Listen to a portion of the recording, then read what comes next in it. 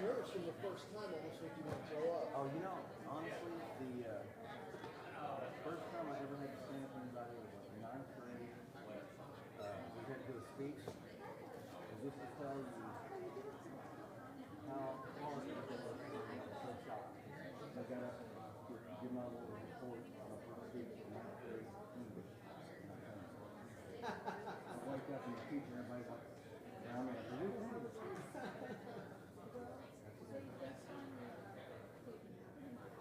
Yeah, I almost forgot the first speech I had to give. Come on. you know, it's like one of the things that most people are afraid of. Definitely afraid of. Riding a horse or a bike, the more you do it, the better you are. Yeah, I mean, we'll come to the point because, look at that. I think it's too cold for it. I know. Anyway, there comes a point when you get my age that you can't remember anything. You rely on your notes because it's like, hey, I remember.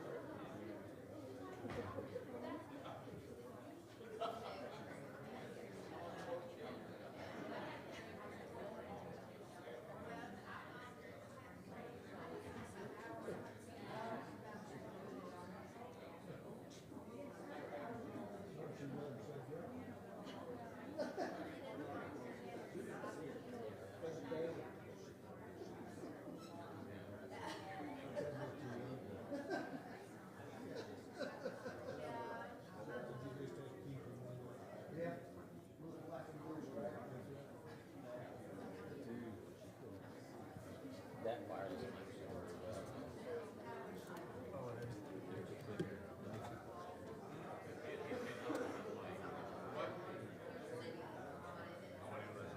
That was good. Hey, Diane. I fixed it. You fixed it? So is this button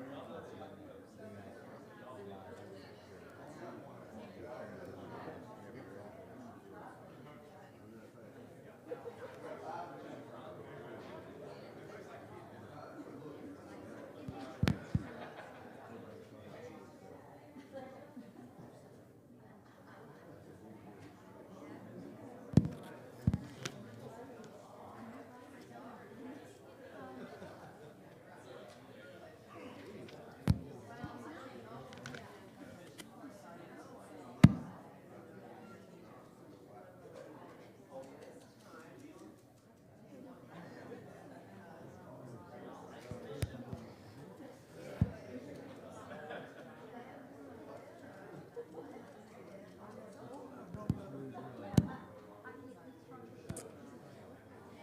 Good morning. Can everybody hear me? All right, cool. Morning.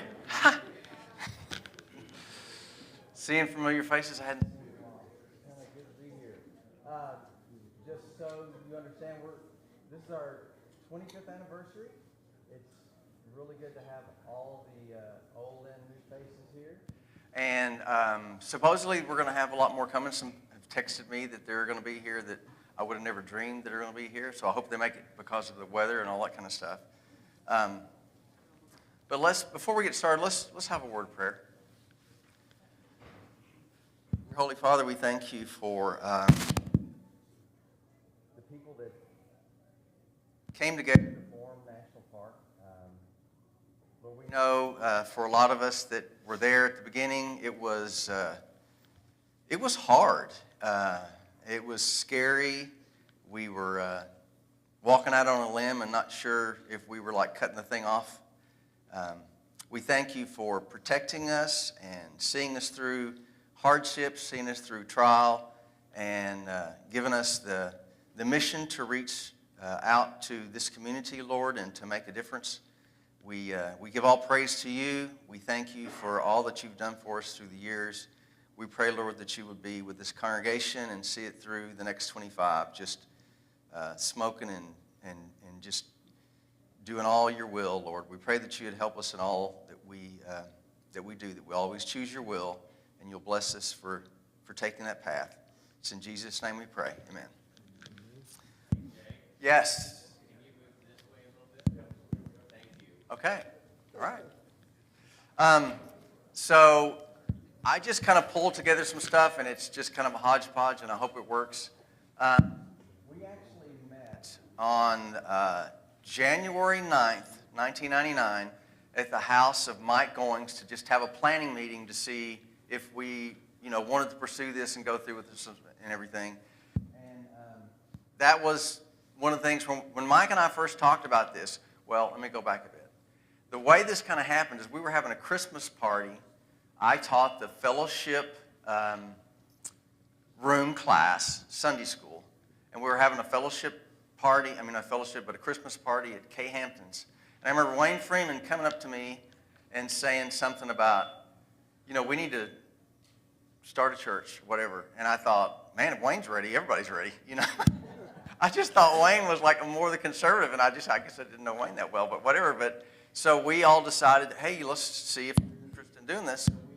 Mike Goins approached me and said, well, if you'll kind of lay out the format and the plan and, kind of how we want to do this, I'll have it at my house. So we met at Mike's house, and I just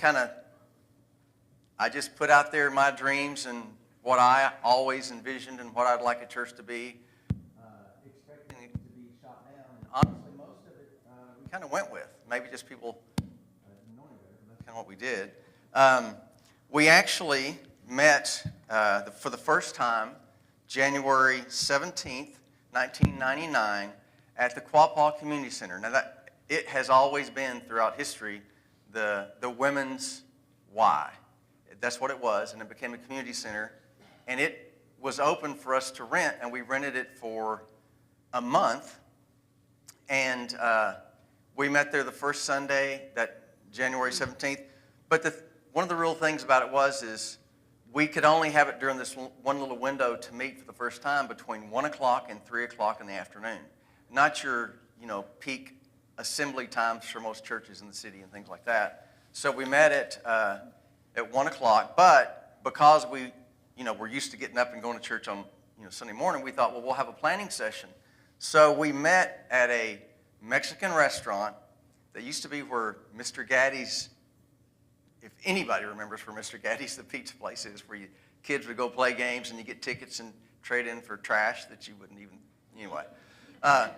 But they had made it into a Mexican restaurant. It is where John's Honda is. This now is just a leveled piece of slab there now. It's kind of south of what I would call the old Kroger, if that makes any sense. I know I may be leaving y'all behind, but this is where this thing was. So we met there for like lunch. We got a little kind of a room we all got to eat together, and we kind of planned what we're going to do. And honestly, a lot of the things that came up, I made an agenda for that meeting, But one of the things that's kind of funny to me is I still have the yellow legal paper that people took notes on of what all we were going to do. And just to tell you some of the things that they came up with, we started thinking about, okay, what are we going to call this thing? What's the name going to be? And some of the names, it's kind of funny. Some of them had like Spa City Church, and we're trying to think of something because most things are like where the street that it's located, or it's either east side or west side or something like that. But we wanted something because we knew we were going to be hopping around just trying to get our feet under us. We wanted something that was transportable. So we had like Spa City Church was one of the suggestions, Diamond Lakes Community Church, and we kind of settled with National Park. And I'll never forget Tommy Joe Allen saying, I just hate that National Park. But I want to put National Park on everything. But we went with National Park. Sorry, Tommy Joe. Anyway, is it the memory of, Tommy Joe was the best. So anyway, and then we started deciding where we're going to meet on. Some of the notes are Wednesday nights and what the service is going to be like and some of our goals and flexibility and like just a lot of the things that we came up with that first meeting at Mike's.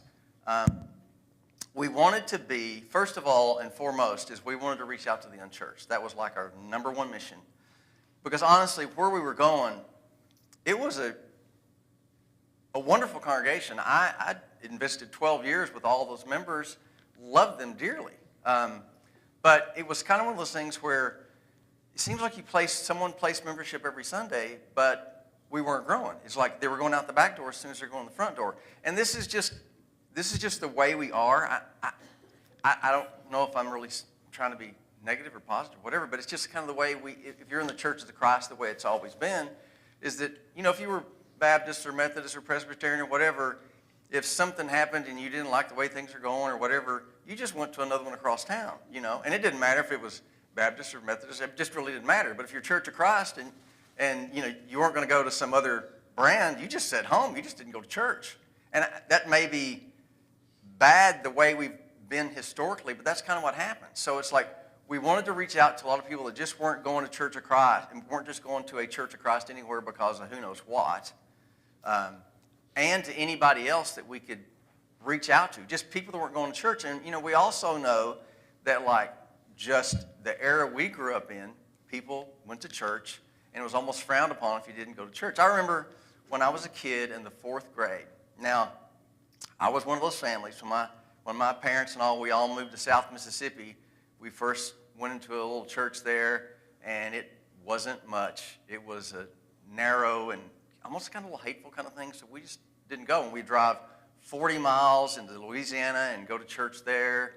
But doing that for a long time, driving a long distance, that gets old and stuff. And so finally, it was just over time, a new preacher moved into town and things changed, and it all went well. But for a while there, my family didn't go to church. And I can remember in the 4th grade, Mrs. Lampton, every Monday when you came back to school, she would have everybody in the class raise their hand if you went to church Sunday. And I couldn't raise my hand. And I felt horrible about that. And so I remember feeling so bad about that I went to Mom and Dad and said, look, all my buddies go to the First Baptist Church. Can I go to church with them? And that's when they were like, we're going back to church. It's kind of funny. But that's the way we do things. So, knowing that a lot of restoration people in their background just don't go, we wanted to reach out to that. And then also be more of a community church that we reach out to anybody and to be open to anybody, because historically, churches of Christ, disciples of Christ, Christian church, what we all came from, the Restoration Movement, was a unity movement. It was all about unity. It was all about trying to bring everybody into relationship with God. And we kind of want to be that. So anyway, that was our first aim, was to reach out to the unchurched. Now, if you're going to do that, you realize that the unchurched, and I was going somewhere and I went off track. But basically, we maybe all grew up going to church, and that was the way it was, and it was frowned upon if you didn't go. But the younger generations, and I know you know this, they're not as big on institutional Christianity. Oh, they're big into, maybe believing in God and reading their Bible, or who knows, whatever. But they're not really into going and being a part of a church. So we want to kind of also cater to how can we reach out to people that are just not church-going people, don't want to go to church. So we wanted to make it more relaxed. We knew we were in a resort community, so we wanted to do things so that everybody was welcome. We wanted to have relaxed worship so that you can preach in this, okay? You can preach in shorts if you want to. I mean, we wanted so like if you came to this to Hot Springs and you're out on the lake and you want to come to church, if all you got, is whatever, shorts, flip-flops, whatever, please come in. We want you. We don't want you to feel bad. So like flexibility, tolerance, openness, acceptance was huge for us. And so we wanted to be that way. So that was also, if you didn't get one of these, we got, the history of everything in there. I wrote all that, so understand it's from a subjective format from, me writing this. Also, I just kind of hit the high points, and I had to, pull back a lot, because I had, exact dates, everything else, and I'm like, nobody wants to know this. So I try to make it more generic, and so if some things are left out, that's why, because it ended up being a whole lot anyway, as it is. But in that first organizational meeting, we met at that Mexican restaurant, and we had the place basically to ourselves, this one room, and we made this one little flyer, and I have this, and it's kind of got a little hand-drawn map. Whoever we could give these to that might just show up and come, or whatever. We had our time and date of service, the map, how to get to the Quapaw Community Center, and just like the planning meeting and the lunch, fellowship, and organizational discussion at the Mexican restaurant. So I still have that little flyer we even sent out. I keep everything, okay? Don't come to my house. Also, I was going to try to think of some of the things that I have the agenda. Okay, so we met that first Sunday, January 17th. And then we had a meeting on a Wednesday night, January 20th. And I've still got the notes even typed up from that meeting of January 20th. And some of y'all are mentioned here. There's just little things that's kind of crazy here about what we're going to study, who's going to lead singing. We're going to, we want to do small groups. I can remember, and I talked to Cheryl Gerald's. I'm sorry I'm just jumping all over the place, but it's just the way it goes. Cheryl Gerald's texted me last night, and she wasn't going to be here. And I was like, if someone come and gets you, will you be here? I was going to go by and get her, and she's like, no, she's kind of under the weather, sick, and all that kind of stuff, and she'll be watching online, which I hope that's all going online because she was going to do that. But I remember Cheryl from the first get-go, she wanted to definitely meet, at least at first, on Sunday nights together and Wednesday nights together, because we were just kind of out there on our own, we needed to be family. And so that was another thing that we wanted to be a part of, is that we needed to be close. We needed to be meeting as often as we could, and not just, Sunday morning only, small groups and you're separated, you don't see each other, Wednesday night, whatever. We wanted to be meeting together a lot at first. So that's what we did. We wanted to be, I was just going to, some of the things we had in those first notes in the first meeting is, we did want to do small groups, and we want to be purpose-driven church. And by purpose-driven church, a lot of times what that means is our purpose is to reach the unchurched. So everything we do in church is to make sure that the unchurched are comfortable, much more so than the people that are members. You want to be accepting and focused on them and how to make them feel at home, much more so than just what do I like and what do I want. So that was huge for us. We had the Quapaw Community Center for a month. We'd rented it for a month. We met from 1 o'clock to 3 o'clock. We met there 2 Sundays. The first Sunday we had 52 people. The second Sunday we had 57 people. And that's a big deal for us. Jump up 5 more, that's huge, And then what happened was Kay Hampton's brother, Went, offered us the Hot Springs Beauty College to meet there for free. And then we would have normal meeting times. So a couple things that were amazing about that was, first of all, it was at a time of normal meeting, which was a whole lot easier for everybody's schedule.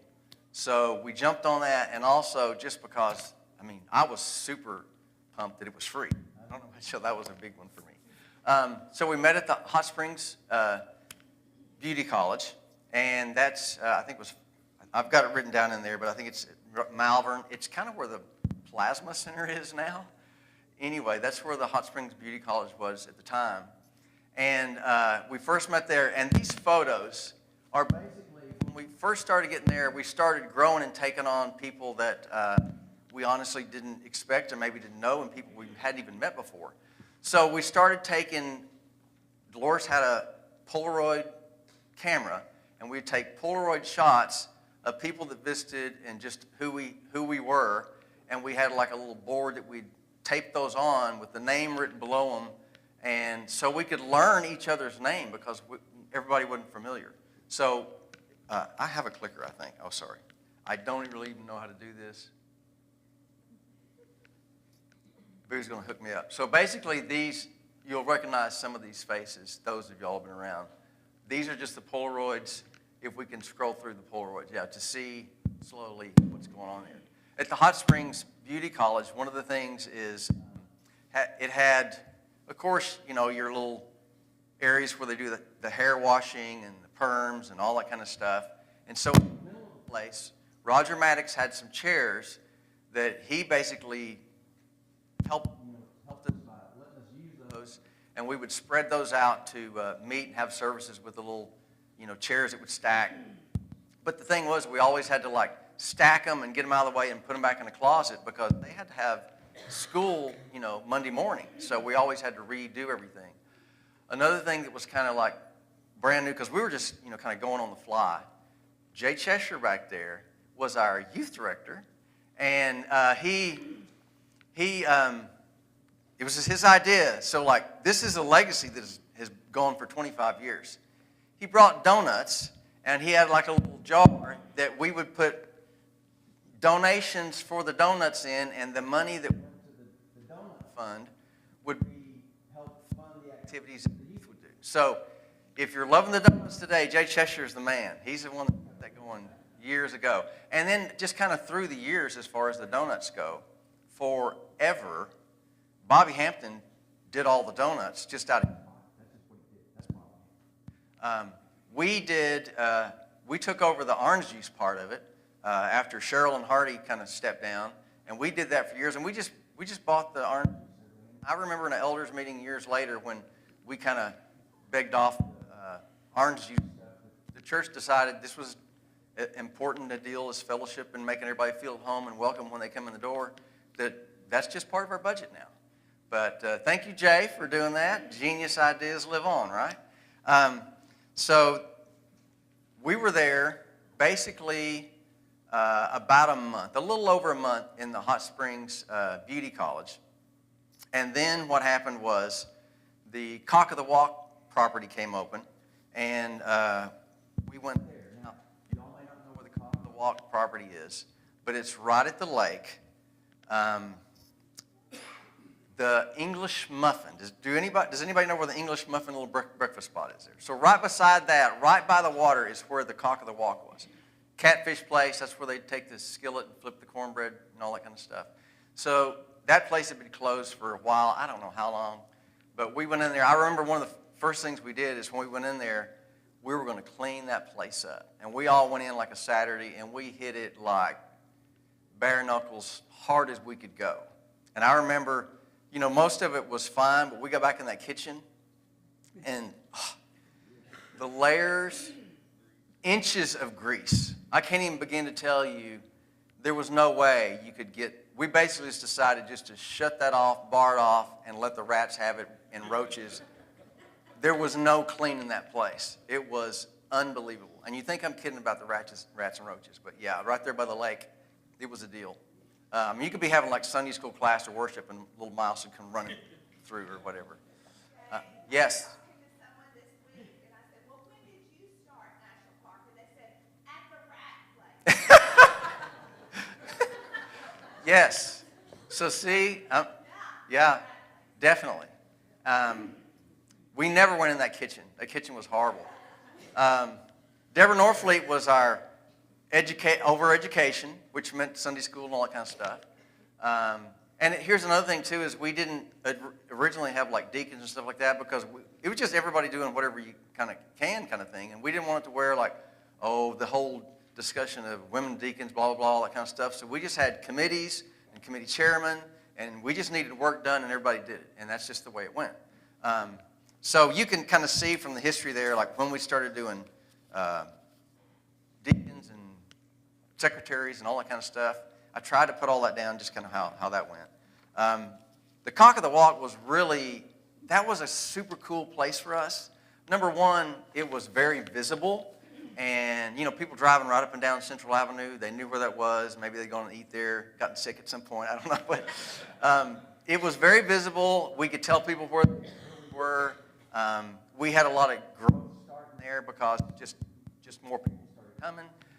We, through several services, we'll be in the middle of service, and someone would walk in and want to be seated. We're going to go eat out there. I mean, honestly, we would have this happen now and then, So, come on in and worship with us. And they're like, beg off or whatever, But one of the funny things is I remember, Katie Goings and Randy and some of the little girls, before we got going with church or in between church and Sunday school stuff, they would play restaurant. And they would, seat hostesses and menus and orders and everything. It was too cute. But anyway, it was a really neat place. It was a place where we could lock it up, call it home. It was our place. Didn't have to put chairs up and down all the time. Your donuts didn't taste like perm. That kind of thing. It was kind of nice. Tastes like grease, but not like perm. And then also, one of the horrible things about it is while we were there, we were on a kind of a men's float trip. We were on the Ouachita River, and all the guys were canoeing. Roger and Lonnie almost drowned there. They turned over at a branch, and you've never seen brother-in-laws go at one another after turning over and almost drowning. That'll get your attention. But anyway, while we were on that float trip, the ducks went down right outside our church, Cock of the Walk. Matter of fact, one of my next door neighbors was one of the divers that helped bring up the bodies. And if you don't know the story, I think the plug wasn't put in or something like that. And when it went in the water to go take the tour, it just went down. It was like 90 feet of water there. The life vests were in the overhead, canopy or whatever. The biggest problem was the sides were metal bars that they wasn't big enough to get out of. You could kind of an armrest kind of stuff, but you couldn't get a body out the side. So the only way out of those duck boats was out the front and out the back. And with the thing packed and it going down so fast, very few were able to get out in the back before it almost trapped you going down so fast. Because honestly, those things were used in the Normandy invasion. The metal in those things were like an inch thick. They're so heavy. So it went down like a rock, and people just trying to get out of there. And I even have, after that happened, we came back from the float trip, all the guys, and it's like a war zone. They're bringing up bodies. There's all kind of families grieving. And so Kay Hampton was a counselor, and someone else was a counselor. I'm trying to think who else it was. Dad was here because he didn't go on the float trip. He was older. And they were praying with people and comforting and the ones that have lost loved ones. And I have a little thing here. This was a little note of some of the families. I'm not going to read them, whatever. One person, a college student in Arkadelphia, that lost his wife. Another person from Benton, Louisiana, lost her husband, a 5-year-old son, a 4-year-old daughter. A 15-year-old from Russellville, Oklahoma, lost his mother and father and sister. Another person from Little Rock, a 8-year-old, lost a 8-year-old wife and a mother. Another person here from Oakdale, California, husband and wife were lost. Anyway, these are just a couple of addresses of comforting people that we had. There was a letter, and I want to read this. I don't know how far I'm going to get on this, but I'm just going to talk. So this is a letter that someone that was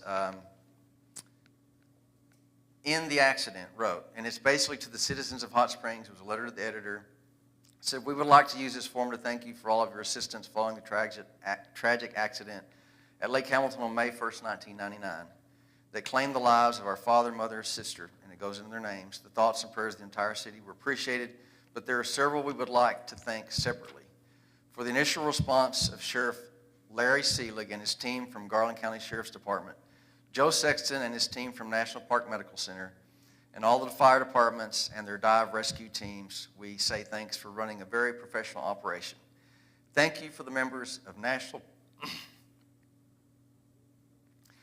Park Church of Christ, and especially Bill and Mary Jane Hunter, for their acts of Christian compassion by providing food, drink, shelter, and clothing, and they quote Matthew 25:35-40, to not only survivors, but to the rescue workers as well. And it goes on, but that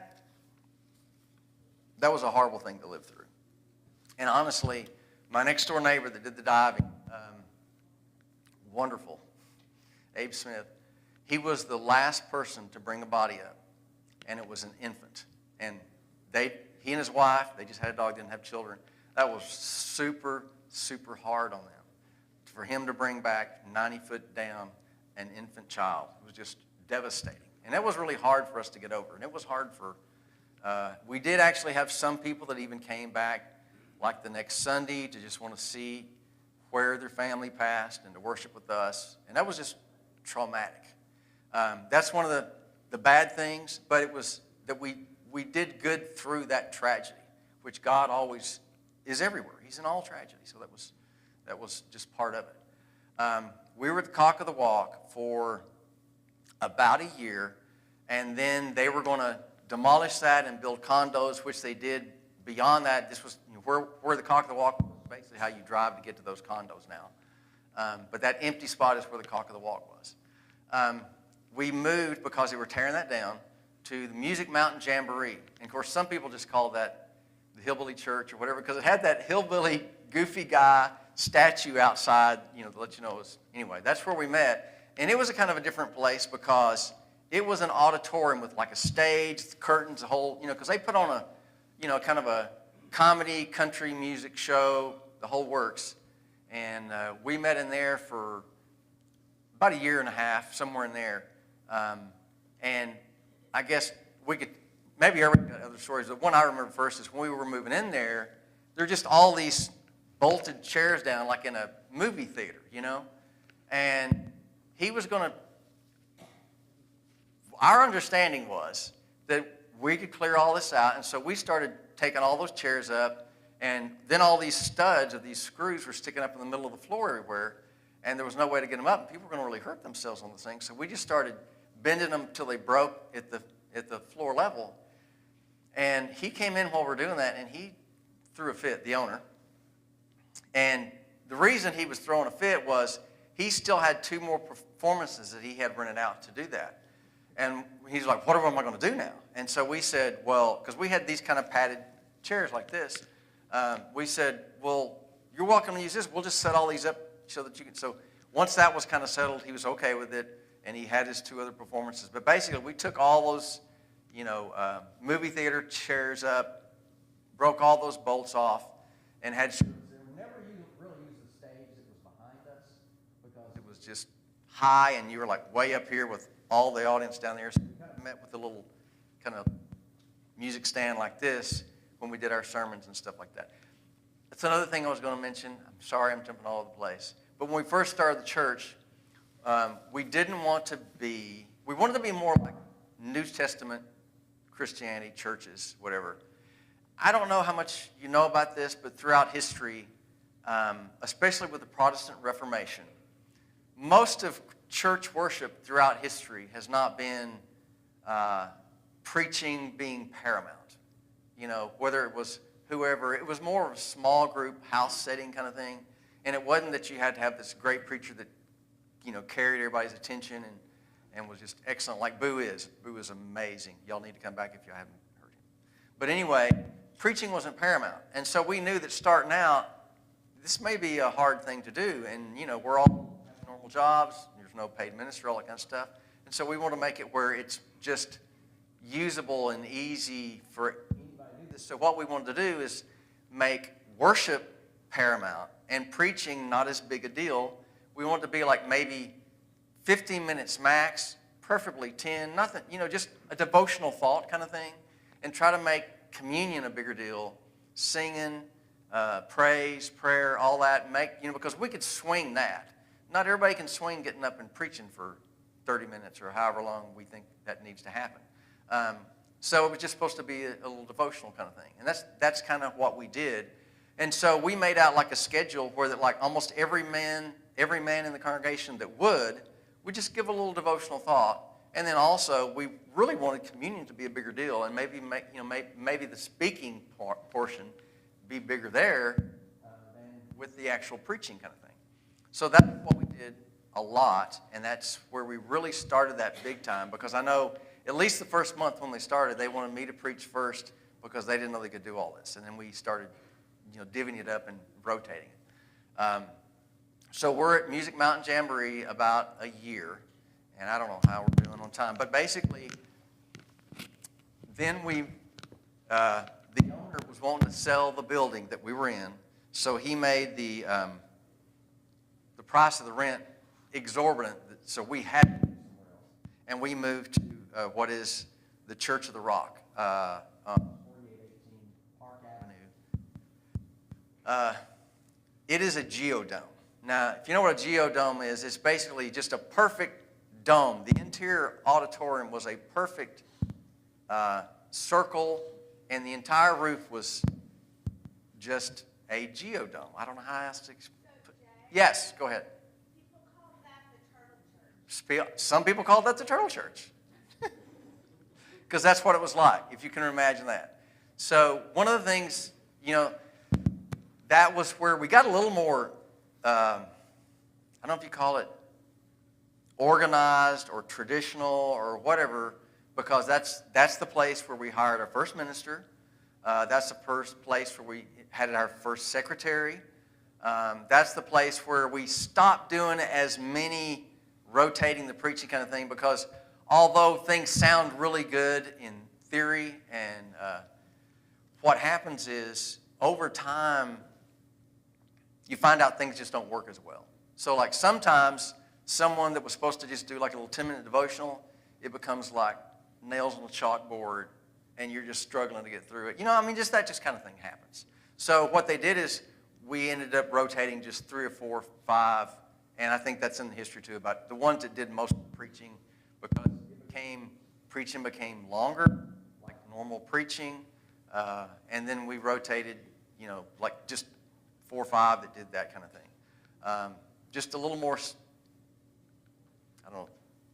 more normal type church thing, I guess you would call it there. But the one thing that was unique about the Turtle Church is that if I were here and weren't mic'd up, I could whisper so softly to someone right here, and Kelly Hightower could hear it like I was whispering in his ear. It's like Christopher Wren's design of St. Paul's Cathedral in London, where that geodome makes it where you whisper here, and all the way across the room, that sound carries all the way across the roof to the next person they can hear. So you better watch what you say. That kind of killed a lot of gossiping there, I guess you'd say. What now? How was the singing, guys? So good. Okay. When you're deaf tone, it's just, it was all the heartfelt thing, because to me, that's one of the things. It's like, what do you mean when you sing? That's one of the big deals for me, because I don't do that well. I was trying to think of something else. Okay. Here's another thing, and this started, I'm going back, but like at the, these are the bulletins kind of through time and how they changed over time. Sorry. When we started at the beauty school and Cock of the Walk, and it kind of died down more, but especially in those areas, we didn't know everybody. We had a lot of visitors, a lot of new faces, everything else, kind of like we do now, where you're trying to learn names. So we would always do these name tags. Write your name up there. Hello, my name is blah, blah, and you would write your own name, and I would always have a topic every week, like favorite pop, or, favorite actor, and you would write that. And so you could look at the person, and it would be a conversation starter. You could say, oh, Dina, so you like lemon icebox or whatever. And what you're doing is you're like going, Dina Moody, oh, Dina. You could see the name tag, you would see the pie, but it would help you to try to get the name down. And maybe lemon icebox pie would help you remember her name a little better. So it's kind of a dual I'll have your piece you don't want. Okay, so. But that was just kind of a thing with our name tags. We still believe in name tags. Martin, we still believe in name tags. But the bottom line is it was kind of cool that when you had some other little topic, it was a conversation starter, and I could stare at your name tag and not be like people thinking that, what are you doing staring at my name tag? Do you not know my name? You've known me, we've met 15 times, that kind of thing. And we could talk about pie, and then maybe something would cement. And next week, it may not be the pie. Next week, it may be that your favorite actor was, are you kidding me? You like that guy? There's things that help cement that. So that's what we did. That's another thing I ran through there. Also, I was going to say, this is I came across this. I don't know if I put this up there. I think I did. But I found where when we found the land here, early on, February 1st, 1999 is when we found about this land. And we first saw it, I guess most people just weren't really turned on about it. There was a lot of woods. There was a house here. I actually have all the real estate information, the original house that was here that people lived in for a while, that we let them live in until they moved out and all that kind of stuff, And then we tore down that house. But this was 17 to 18 acres. I even got the little original plot that shows all the flood zone down below. But anyway, we actually knew about this land, came and looked at it. Yeah, there it is, that stuff. That's the floodplain there. February 1st, 1999. That's less than a month than when we had our first church service, which is kind of incredible. And Dolores and Renee Williams are the ones that found it. And they told us about it, and we looked at it, and a lot of people were like, it's I kind of liked it, but everybody's like, and so we did, it was all just kind of a group thing. And I was looking at land over off of Shady Grove, kind of in the Lake Valley area, and now there's neighborhoods there, but we looked at land over there. And that was kind of one of the things, when we looked at land there, we thought, wow, this is as expensive as all that other land over there, and that seemed to be a better location, which has kind of made us choose this place. There was also a place in my neighborhood, Lake South Terrace, where we live. Someone was going to donate a big plot of land on the highway for us to build a church there, but they weren't just going to donate the land that we could sell. We had to build a church there, and nobody was into that either. But we eventually decided on this spot here. And one of the cool things is while we were at the Turtle Church, the Geodome, whatever out there, at that point, because we were there about 4 years, almost 5 years we were there. It was a pretty long time. I didn't really realize it until I looked back in history. But we paid for this land entirely before we ever turned the first piece of dirt over here, which was kind of cool. And that's one of the real pluses of us rotating, preaching, and that kind of stuff is all of our money. That was another thing I should have mentioned that we were really big on is we didn't want to put all our money into capital like buildings and staff and things like that. So almost everything we took in from contribution went to be able to, benevolence and missions and saving money for a plot of land to build a church and all that kind of stuff. I know the class time's kind of running out. We built here, I think I have that in the notes. Let me see. Built here, moved in January 2nd, 2005. So you can see we were kind of like wandering Jews for about 5 or 6 years before we actually started worshiping here, 2005. I also have in the list there, one of the things I just thought while we're ending class here, is another thing we want to do is have elders that could step down, serve like 2-year terms, rotating kind of times that you serve, so that, there is burnout. A lot of us grew up where an elder was an elder all their life till they got so feeble they couldn't even, think right, And we want to make it where people could step down and not feel bad, and then when time, got better, you could be an elder later again and all that kind of stuff. Wayne has had 3 stints and has done a tremendous job every time. So, I think that has been one of the really good things that we did, that you don't have someone that just has burnout and stuff like that. Anything else before we dismiss for class? That's just a quick synopsis, history kind of stuff, but we have always been about reaching out to the unchurched, very tolerant, very accepting and welcome of anybody who comes in our doors. And I do want to say that that has not died. Everybody here, the one thing, when I ask people to come to church and they come, y'all treat them like royalty. Praise God. Thank you so much for that, and keep it up. Anything else before we dismiss for Cheshire coffee and donut time?